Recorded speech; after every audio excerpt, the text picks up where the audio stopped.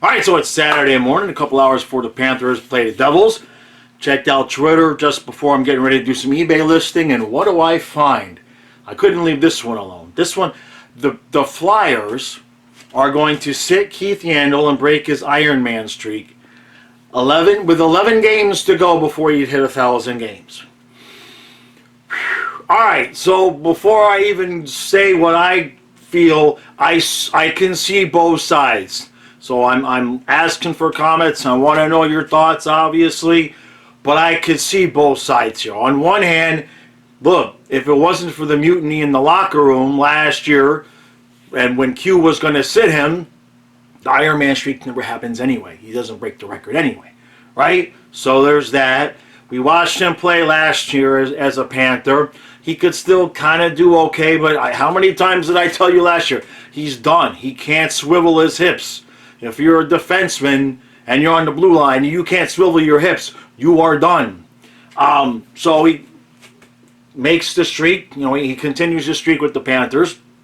Did get sat down for at least one, if not two, of the playoff games. But however many playoff games he missed, we lost them.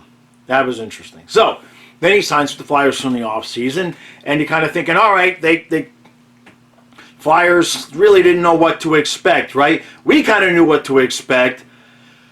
Long story short, he breaks the Ironman streak, and now they've got, what, 15 games left? And he's 11 away from 1,000. And now you pull the rug out from under him? Now I know Philly is a rough place, okay? Philadelphia has a reputation for a reason. But damn. So you could easily make the case that he shouldn't have had the streak this long. If you were only going by a guy that really should have been in the lineup every night, that should have ended with the Panthers last season. I can completely understand and agree with that sentiment. On the other hand, you had to figure at the very least,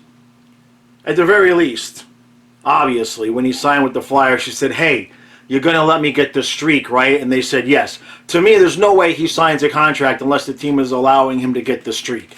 Now, the Flyers have been out of the playoffs for a long time here, okay? To let the man get this close to 1,000, and I know it's just a number. I grasp that, and I know he should not be on the ice every night, and I know the angle. I can completely hear the angle of you want to get young kids in there, start their development. Is it really fair to the rest of the team? You got this guy out here who's struggling. I understand that. I do get that. But when Philadelphia signed him, they kind of signed on for this decision. If they already knew that they were going to allow him to get the record, then they knew when they signed him that there was this decision to make. Maybe they talked to him about it. Yandle seems like a pretty open guy, so I'm sure when his career is over, I'm sure he'll go on Spittin' Chicklets and tell everybody if he knew that was going to happen or not. Damn, though, 11 games to go. It's just like, even for me, it's just like, and Yandle, look, I love Yandle as a player, as a guy. He's a good guy. But he wasn't cutting. He wasn't cutting up for us last year. So I understand.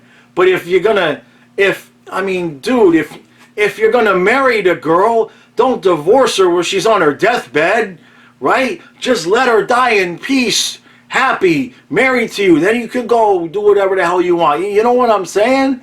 I mean, it's rough. There's no way around it. For me, if I'm making the decision, let him have the 11 games. That doesn't mean I don't understand all the arguments against it. I do, but just like Kevin Weeks said, like, this is a highly respected veteran. That's why there was mutiny with the Panthers last year. That's why McHugh was going to sit him. I don't know who, but we know that numerous players were like, no, he's going to play, and he played. Hard situation all the way around. Obviously, this got to obviously mean the end of his career here. So is that how they're going to do it? I mean, if he's not coming back and he's not going to be back in the lineup, or are they going to end the streak and then let him play like another game as his last game? To me, that's even worse. To me, that would be even worse. So I'm interested to see what you guys think about it. I just wanted to come on and talk about it a little bit because it just happened before the game, and I just I can see both sides, but man, that's rough. That's rough. I know I'm going to take heat for this, but like I said, even for me, let them have the 11 games. The team is not making the playoffs. Are those 11 games that the young defenseman doesn't get in, is it really going to make that much of a difference for that whatever kid is going to play in his place? I get it, but damn, that's harsh.